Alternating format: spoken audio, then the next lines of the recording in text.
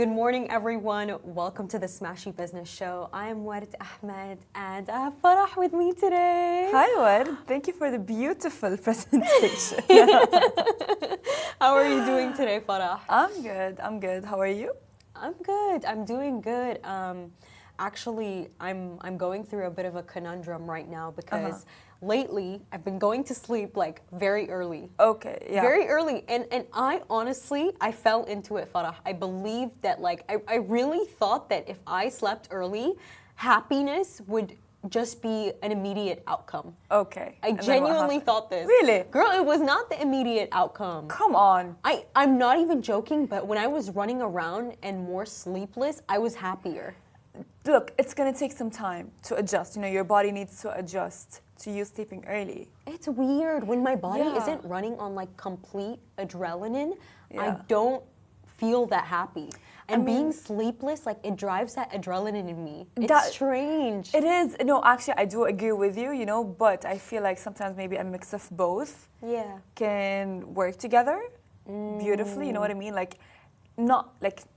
Not having sleep for like a long time will be affecting your health, but also having a lot of sleep for like I don't a long like it. time. I don't like it whatsoever. I think I'm gonna go back to my old days. Yeah, I mean, just like, do you, girl? Yeah. Do you? But you know, do you see this sweatshirt that I'm wearing Yes. here? It actually has a really special. It has a special story. Let Go me on, I tell wanna you. hear all about So it, yeah. basically, I actually stole it from my brother because Okay. I do not own winter clothes. I don't. Mm-hmm. For some reason, I just it's never gotten this cold. It's So to never cut you gotten this off, but cold. I will be explaining why. Because us girls and living in Dubai, we don't accept that winter is here. So it's We try to really avoid don't. to, yeah. I don't like, Yeah. especially this year. It's never gotten this cold. I Yeah, remember that's when I true. spent time in the desert, it reached 10 degrees at night. It was Mm-hmm. crazy. But anyways, back to this story. hoodie. Basically, my mother told me that she actually bought this hoodie for my brother when she was in this park from this kid who had cancer, and he actually made this hoodie. He made a lot of them, and they were selling them so that they could actually make money for his treatment. that is beautiful. Yeah, and she told me this today in the morning when we were praying together, and she said, "Do you want to know the story of this hoodie?" And I'm like, "What?" Like, I just thought it was, it was just from the mall. Yeah. And when she told me that, I was like, "Mom, I'm you're taking not it. getting this back. I'm You're taking not it getting from this you." back." Like my heart. That Like, is beautiful. but you know what actually made me even more happier than the fact that, it's like a piece of clothing has a story. Mm-hmm. It made me happy to hear that my mom actually bought it. Yes, Because I feel like we always do this thing where when we walk into stores, we're not that convinced and then we went. But the fact that people actually bought the hoodies from him, they really Yes. did. Like the community supported him. It was actually in our community center where he started selling them in like the football field, and it just made me so happy to see people coming together to support a cause because it doesn't Yeah. always happen. I agree with you, and as you said, it's beautiful. You know what I mean? Like having that materialistic thing attached to something emotional and sentimental. Yeah, it really means is, a lot. and like Farah, with me, when it comes to money, how you spend your money for someone like me, it really matters to me. Yeah. It really, like, even if I, like, right now, this year, I became a billionaire, I would be very careful with the way I spend that money. I would really Ooh. try and help I people. like that. For me, I really do. it's not like, even if I had a billion, I would actually never spend it on Hermes. I'd never buy a Kelly. I'd never buy a Birkin. I wouldn't. If I was gifted it, thank you. But I of course, I would treat myself. Don't get me Yeah. wrong. I do like luxury. Don't get me wrong. I Yes. do like luxury. But I would actually spend that money to help those in need. For purposes like this, because it is so beautiful, and some people don't have the money for That's certain true. things, and we really are so privileged. really are. We are, and now bringing us to our first topic of the day, His Highness Sheikh Mohammed bin Rashid Al Maktoum has approved the development of housing projects worth $1.5 billion and they are they're basically set to benefit the Emirati citizens in multiple areas across Dubai. So the amount of homes that were actually specifically approved were 3,004. So there was over 1,000 in Latifa City, over 600 in Al Yalayis, and over 400 in Al Wadi Al Mardi. Yes, actually, I love the story because I want to relate it to something that I spoke on the Love in Dubai show with Casey this morning, which is how the UAE is actually supporting its citizens in regards of marriage, giving them a 10-day leave, giving them financial aid, and of course now bringing back to the housing project, which, as you mentioned, is worth $1.5 billion, which, by the way, is a lot. And over 3,000 homes for Emirati citizens. Because at this point, I think you know that you're born in the UAE, right? Yeah. And anyone who's born in the UAE is aware of the fact that I mentioned that on the show several times, that locals are the minority in the UAE. They are. They are the minority. They really are. Like, you will find Egyptians, Syrians, Lebanese, Palestinians, and people from all around the world more than you will find Emiratis. And that's why they are really prompting and encouraging people to get married locally, right? Local people to get married, and as well they're trying supporting to increase their them. Population. And with that, they as well will be helping them build their houses. So I would want to relate the story to that, like building, as you said, like houses and Farah, Sheikh Mohammed, he said it best. He said that people are the foundation of our Renaissance. And him saying that, it's so beautiful because, he's basically saying that their people, their Emirati citizens, are the foundation of the rebirth of the UAE. That is true. And it's so important to recognize that your people themselves are how the country will move. That is true. And when I see this, like, a lot of my best friends are Emirati, and something that I just suddenly realize all the time with them is that, whoa, you guys actually get to grow up in your home. In your home, because I'm from Sudan, and my country right now, it's at war.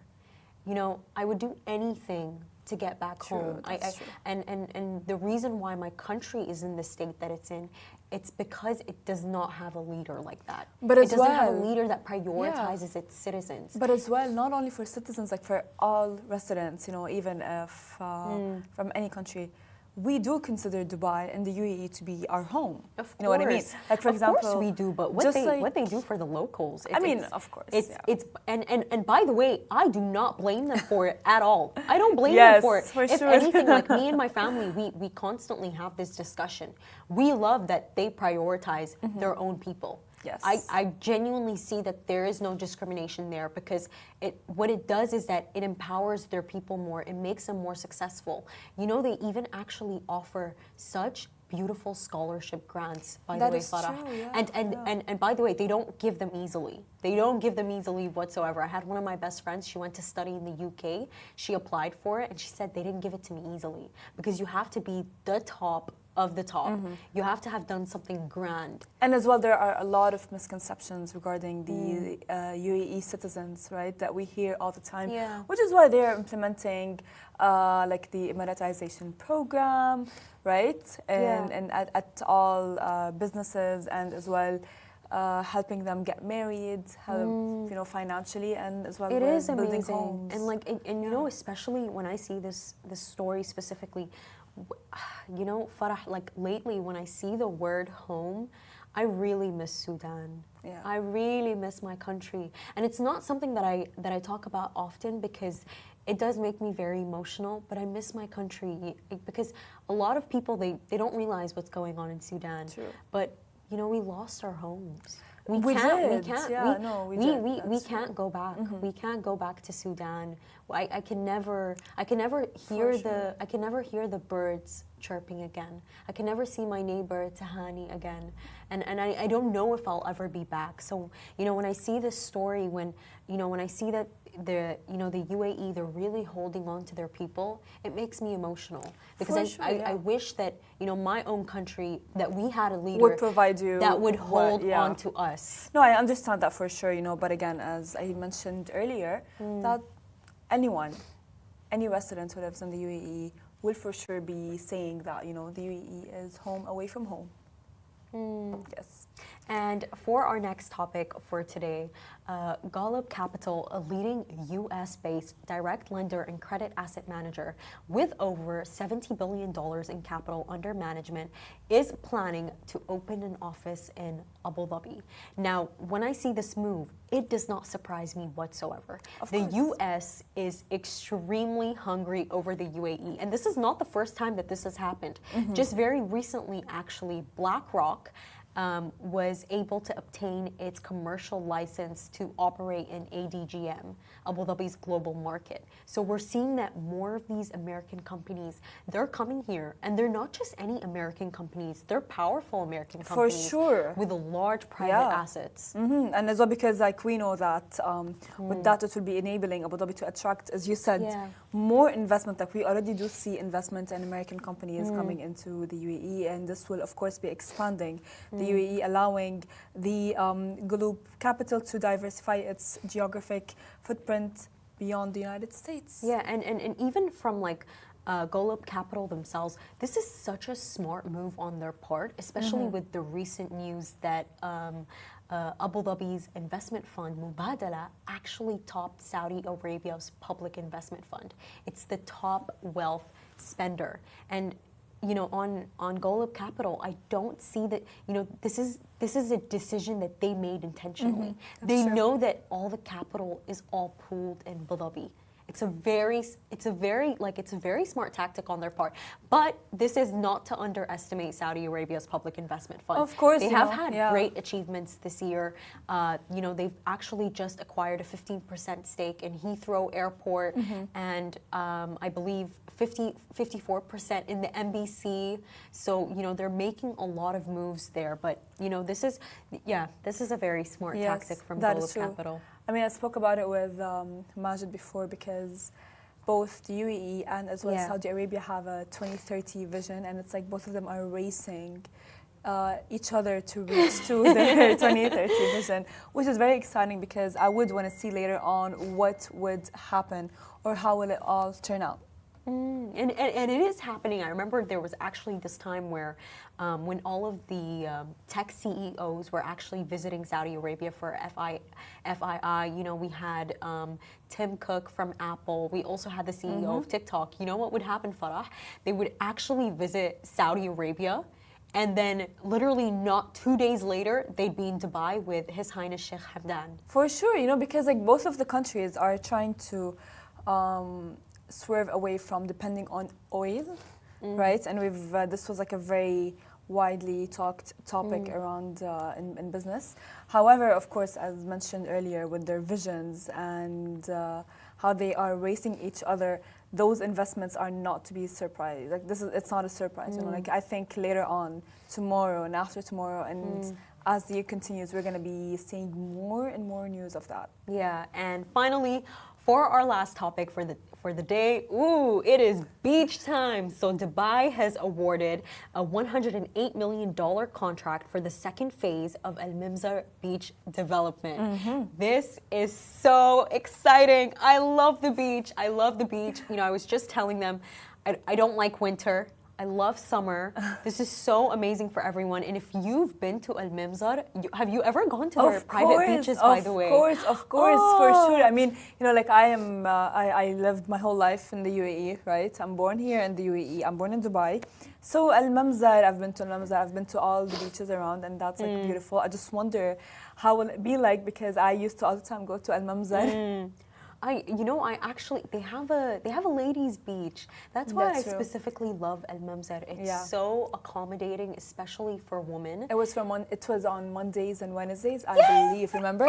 Yes, it was on Mondays and Wednesdays. It's still on Wednesdays. I'm not sure about Mondays, but I still go on Wednesdays with my best friends. That's really nice. I remember good memories. It's still a part of childhood, and it's still there. And I believe the location Al Mamzar, it's specifically very special because of the fact that it's actually, it's a very consistent beach. Because I believe, is it called Dubai's Ladies Club? I remember there was a time where a lot of women used to go there, but a lot of people, by the way, are recently saying that it like fell off, that it's like dirty. People, it's not the same anymore. I mean, I don't know. However, like for me, I used to all the time go to Al Mamzar and not go. Like I've been to Dubai Ladies Club, but that was like back then. Yeah. I don't know about now how it is because I really don't go there. Al Mamzar is truly still amazing fun. Like I went recently. It's so amazing. I love it so much. And Really? it stands out to me that they specifically awarded it a contract of $108 million because I do believe that it's very consistent. For years, like Farah is telling you guys, she's been going there since she's been young. Yes. I've been going there. All the girls, all the women that I know go there. It's a very consistent beach. It is. And I think that's something special. I think, like this is what people love is that as a woman, as I was like growing up and everything, I would see like women-only beaches that would close down, right? And then the Mamzar was the only one that would not close down, and that would be the only, And to this day, it's good quality. That's what impresses me so much. And with beaches, honestly, beaches are such a money-making venture. They really are. And where I specifically see this, Farah, I see it in Kite Beach. Yeah. Kite Beach, there was a time where Kite Beach, like, it wasn't actually that discovered. And I remember that me and my family would go and there wouldn't be that many people there. Now, if you go to Kite Beach, the sight that you are going to see, the tourists that you're going to see, especially at Salt, it's true. Crazy. Because it's not a beach only kind of like a situation. It's like, like some like pop-ups that are there. If you're craving ice cream, there's an ice cream shop. They have if everything. You're They have games. They have bungee jumping. But with Kite Beach specifically, I mentioned Salt because of the fact that something I've noticed even on my TikTok page when I'm scrolling. I've always loved Salt. I love Salt. I'm such a fan. But I've noticed that actually what happened is that a lot of the tourists come here and they have Salt every single day. That's true. Every single day. I mean, it's really nice. Look, I love Salt, but let's be real. I don't know if you know that, but it's a business for 2 local girls. Yes. From the UAE, and that's just like beautiful. And the fact that it's like from like a local company and it's like homegrown. That's just like. And not just that. What's something I actually also love about Salt? Their quality did not fall off. Yes. Because something that I've noticed with businesses that scale very quickly is that quality drops. The first time I'll go, it will be amazing. I don't want to name companies. It will be amazing. Yeah. And then I'll go another 3 times, and it's not the same anymore. That's true. But with Salt, I noticed the quality stayed the same. And actually, one of my best friends, she knows the owners, and she told me that they do not let the quality drop. Really? These 2 girls, they don't let the quality drop. They make sure to always do checks with the restaurant, make sure to maintain the quality, and I think that's why Salt is such a hit. For sure, especially of course. in the beach. Yeah.